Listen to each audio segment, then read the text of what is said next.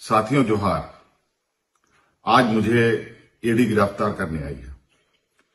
दिन भर हमसे पूछताछ करने के बाद, समय बिताने के बाद सुनियोजित ढंग से मुझे गिरफ्तार करने का उन लोगों ने फैसला सुनाया। और किस विषय पर? ऐसे विषय पर जो चीजें मुझसे जुड़ी ही नहीं है। मुझ पर 8.5 एकड़ जमीन का मालिक होने का इनका दावा है और भूयारी जमीन किया, जो जमीन कभी बिकती ही नहीं और कहीं सबूत नहीं मिला।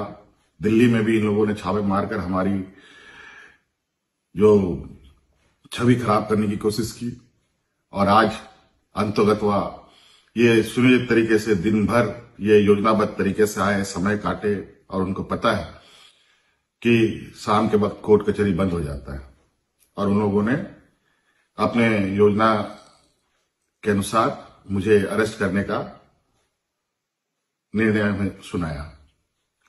मैं कोर्ट के निर्णय पर बिल्कुल सर्वमान्य के साथ उसका सम्मान करता हूं।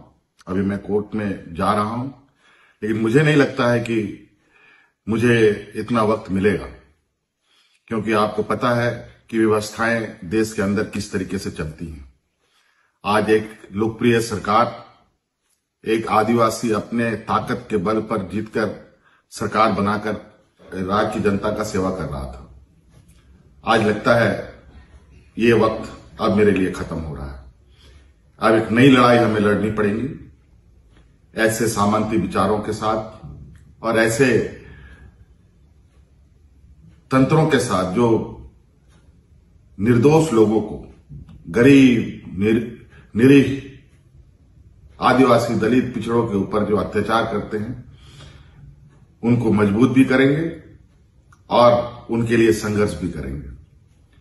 आज मुझे संभवतः ये लोग अपने कब्जे में ले लेंगे, मुझे उसका चिंता नहीं। शिबू सोरेन का मैं बेटा हूं।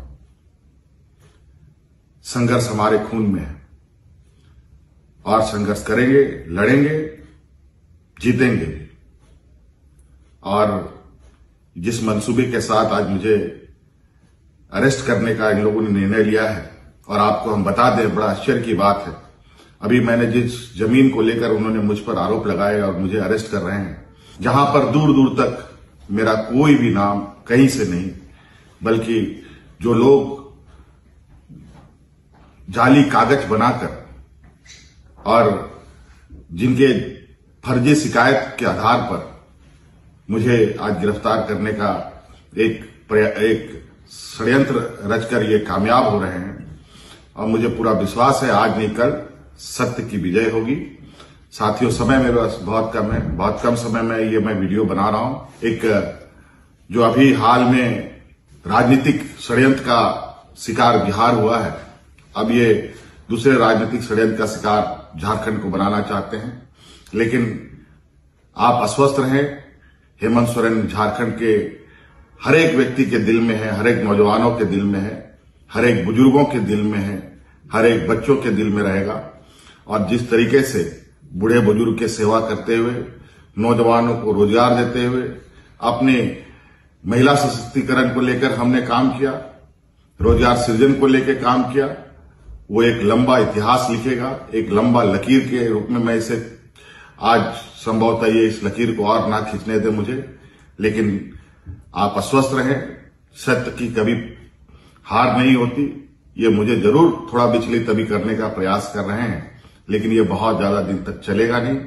लेकिन जब हम अगली लड़ाई के लिए तैयार होकर आएंगे तो इस मजबूती के साथ आएंगे कि दोबारा इस तरीके के षड्यंत्र करने वाले आगे से इस तरीके के कदम उठाने से भी हजारों बार इनको सोचना पड़ेगा।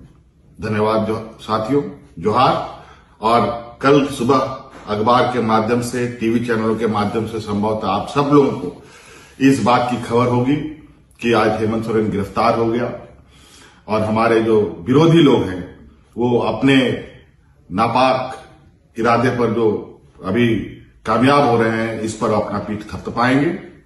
और मैं जानता हूं झारखंड की जनता काफी संवेदनशील है और कर्मठ है और हम अपनी ईमानदारी के साथ अपनी लड़ाई को जारी रखेंगे और मैं उम्मीद करता हूं कि हमारी इस लड़ाई में आपका भी पूरा सहयोग मुझे प्राप्त होगा।